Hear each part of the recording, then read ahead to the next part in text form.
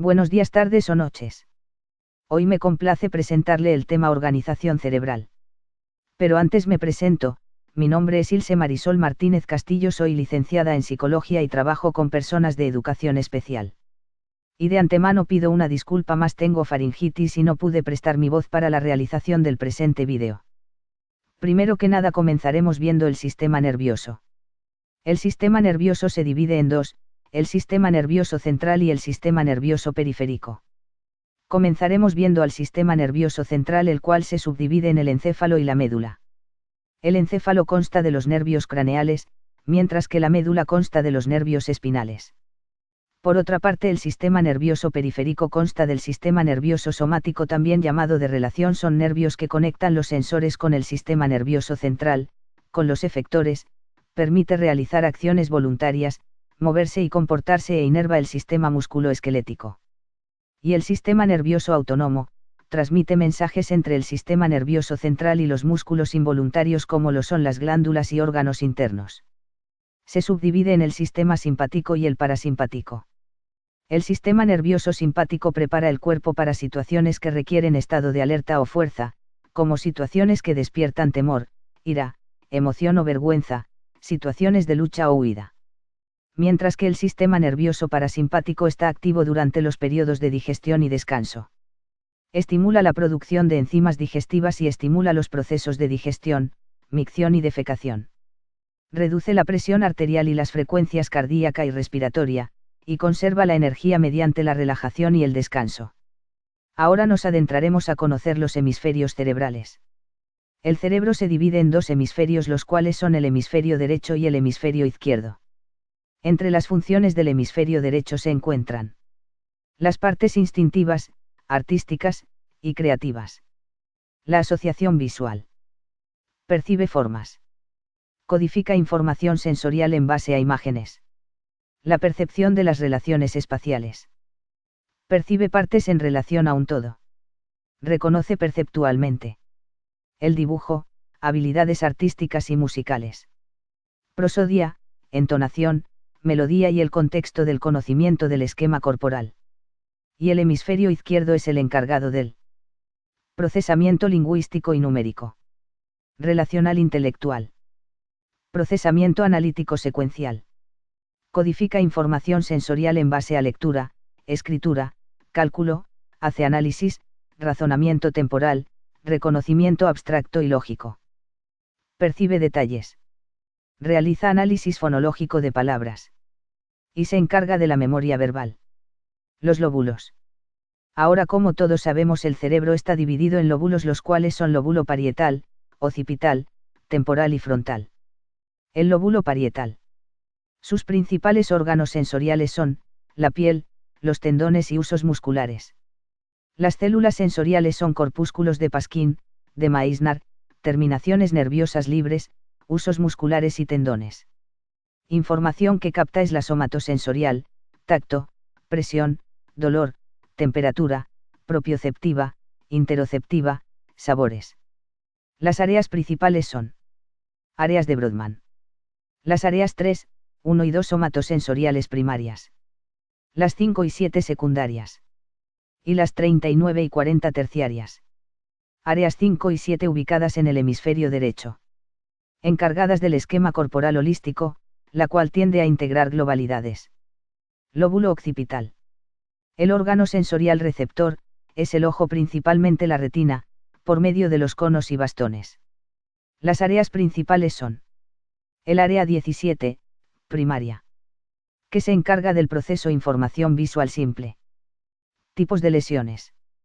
Lesión irritativa, alucinaciones visuales simples. Lesión deficitaria. En una sola área ocurre la hemianopsia. En ambas áreas ceguera cortical. Las áreas 18 y 19, son áreas secundarias. Tienen la función de integrar los estímulos visuales simples en imágenes. Además de que le dan significado a todas las cualidades de la escena visual para dar una interpretación completa. El hemisferio derecho se encarga de los objetos. Y el hemisferio izquierdo quien descifra los símbolos del lenguaje escrito. Lesiones principales, alucinaciones visuales. Lóbulo temporal. El lóbulo temporal Tiene como órgano sensorial receptor al oído. Su órgano receptor es la cóclea. Las células sensoriales son las células ciliadas. Información que procesa es la auditiva, gustativa y vestibular. Las áreas principales son áreas de Brodmann que cuenta con el área 41 auditiva primaria, la 34 área olfativa primaria, las 42 y 22 áreas secundarias, las 21 y 37 secundaria y parte terciaria. El área 41. Esta área recibe información auditiva bilateral, tonototópica que recibe sonidos puros y discrimina tonos. Cuya principal lesión genera alucinaciones auditivas simples. Las lesiones deficitarias son la hipoacusia o sordera cortical. Lóbulo frontal. Este lóbulo recibe información de los lóbulos posteriores y los recibe en áreas terciarias o secundarias para salir por las primarias. Es el efector por excelencia, efector, de salida hacia afuera tanto un acto activador como uno inhibidor. Entre sus principales áreas se encuentran el área 4. Área motora primaria cuyas funciones son control motor voluntario. Representación somatotópica. Principales lesiones. Lesión irritativa, causa movimientos involuntarios es decir convulsiones. Lesión deficitaria, causa parálisis, o hemiplegia. Área 6.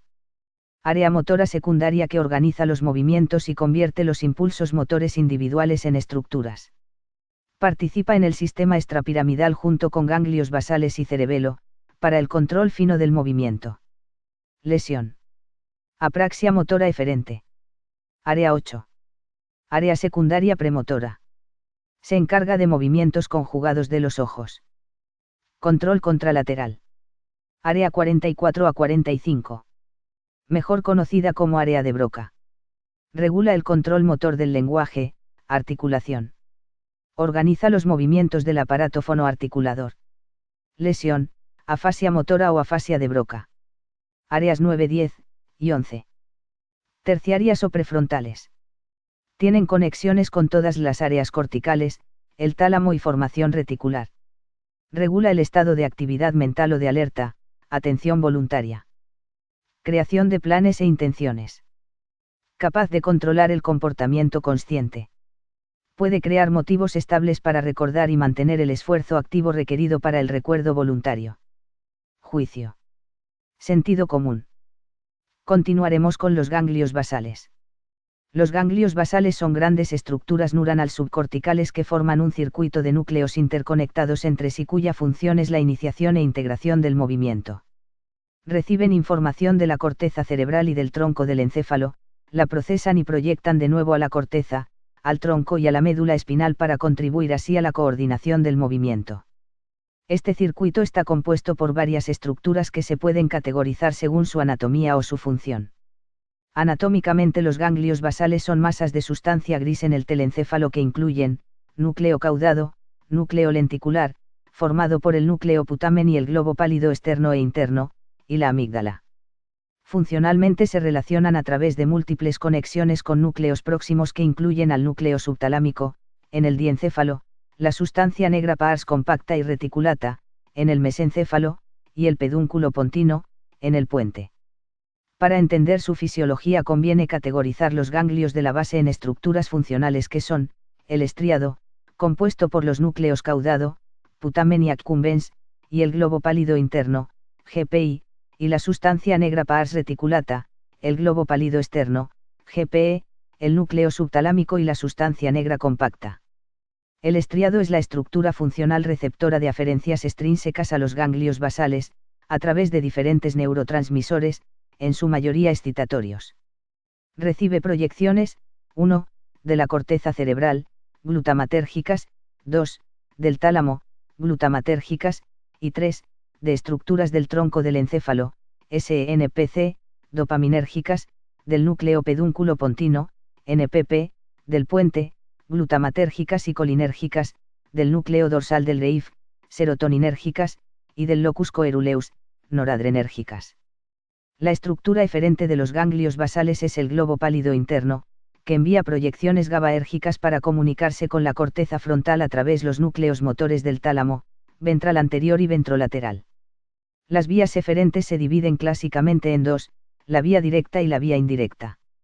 La vía directa se activa mediante los receptores dopaminérgicos tipo 1, D1. Las neuronas espinosas medianas del estriado, producen una inhibición GABAérgica del GPI y la SNR que a su vez inhibe el tálamo cuya función es excitatoria sobre la corteza frontal. Por tanto, cuando el estriado recibe las proyecciones dopaminérgicas de la SNPC, se activa la vía directa y se activa la corteza motora, ya que se inhibe la proyección inhibitoria del GPI sobre el tálamo. La función de la vía indirecta es la contraria y normalmente está inhibida por las proyecciones dopaminérgicas de la SNPR a través de receptores dopaminérgicos D2. Al encenderse, a través de proyecciones GABAérgicas levanta el freno sobre el NST, cuya función habitual es la activación del GPI, que como se ha mencionado previamente, actúa como inhibidor talámico y de la corteza. Los trastornos de los ganglios basales se producen como consecuencia de la neurodegeneración o agresión secundaria de cualquiera de sus estructuras, produciendo un desequilibrio en este complicado circuito y por tanto una alteración de la coordinación motora. Se dividen en patologías hipocinéticas que implican pobreza de movimiento y en patologías hipercinéticas caracterizadas por exceso de movimiento. El sistema límbico. Entre las estructuras del sistema límbico están el hipocampo, o conocido también como caballito de mar. Se localiza en la parte media del lóbulo temporal. Junto al subículo y al giro dentado forman la zona hipocampal. Dicha zona abarca del hipotálamo hasta la amígdala. Sus funciones principales son: adquisición de información nueva sobre acontecimientos. La consolidación de la memoria. Recoge la información sensorial. Aprendizaje emocional y espacial. La amígdala. Estructura descubierta en el siglo XIX. También llamada cuerpo amigdalino o complejo amigdalino. Dos masas con forma de almendra que se localizan en la profundidad de los lóbulos temporales. Estructuras implicadas en el procesamiento emocional. Los cuerpos mamilares o tubérculos mamilares. Estructuras esféricas grises ubicadas en los extremos de los arcos anteriores en la base del cerebro. Se encarga de recibir los impulsos nerviosos de la amígdala e hipocampo y reenviarlos al tálamo. Participan en los procesos de memoria. El tálamo. Estructura neuronal par, de forma ovalada, que se origina en el diencéfalo, sobre el hipotálamo. Conjunto de núcleos de neuronas, que se clasifican en sensoriales, motores y núcleos de asociación, asocian los diferentes sentidos entre sí y los sentidos con el movimiento. Recibe todos los estímulos sensoriales, salvo el del olfato. Amplio rango de conexiones con la corteza cerebral, actúa filtrando los estímulos. Si hay un fallo en el tálamo, afecta a la corteza. Recibe proyecciones mamilotalámicas y se proyecta a la circunvolución. El fornix. Trígono cerebral, bóveda de los 4 pilares o fondo de saco. Conjunto de haces nerviosos en forma de C. Lleva las señales desde el hipocampo al hipotálamo. Conecta los elementos del sistema límbico del hemisferio derecho con los del izquierdo. Su parte anterior comunica con los cuerpos mamilares y su parte posterior con los cuerpos amigdalinos. La circunvolución del cíngulo. En la porción marginal de la corteza cerebral. Envuelve al cuerpo calloso. Vía desde el tálamo al hipocampo. Involucrado en la formación de emociones, conductas, aprendizaje y memoria. Accidentes cerebrovasculares. Accidente vascular isquémico.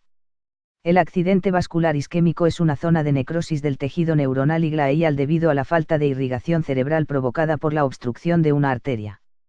Accidente cerebrovascular trombótico. Un accidente cerebrovascular trombótico generalmente ocurre cuando una arteria al cerebro está bloqueada por un coágulo sanguíneo formado como resultado de la aterosclerosis, o del endurecimiento de las arterias. Con el transcurso del tiempo, se forman capas de colesterol que se acumulan en las paredes de las arterias y lentamente aumentando su espesor, reduciendo el lumen de las arterias hasta que el flujo sanguíneo se torna muy reducido. Esto se conoce como estenosis. Un coágulo sanguíneo o trombo se forma sobre la placa grasa, bloqueando completamente la arteria ya reducida de amplitud, cortando el suministro de oxígeno a una parte del territorio cerebral. Accidente embólico. Un accidente cerebrovascular embólico generalmente es causado por un coágulo sanguíneo desalojado que ha viajado a través de los vasos sanguíneos hasta que se encaja en un sitio en una arteria del territorio. En cerca de 15% de todos los accidentes cerebrovasculares, Los émbolos son coágulos sanguíneos que originalmente se formaron en el corazón como resultado de un trastorno del ritmo conocido como fibrilación atrial. Los émbolos también se pueden originar como coágulos sanguíneos en el sitio de válvulas artificiales del corazón, después de un ataque cardíaco o como resultado de los trastornos de la válvula o de una insuficiencia cardíaca. Infarto cerebral. Vasos que se afectan generalmente. Arteria cerebral media. Anterior y posterior. Sistema vertebrovasilar. Arterias penetrantes relacionadas con ave lacunares. Venas y senos venosos. Características clínicas. Hemiparesia. Pérdida sensitiva unilateral. Ataxia de la marcha. Ataxia de los miembros. Afasia. Inatención. Alteración motora ocular. Aneurismas. Causas. Traumatismo cefálico. Hipertensión. Malformaciones vasculares. Consumo de drogas. Extensión desde otro lugar. Otras causas no aparentes. Factores de riesgo. Factores modificables. Hipertensión. Cardiopatías. Tabaquismo. Obesidad. Diabetes. Hiperlipidemia. Anemia. Alteraciones de vasos sanguíneos. Factores no modificables. Edad. Genética. Raza. Tipos de estudios para el diagnóstico. Métodos de estudio del funcionamiento cerebral.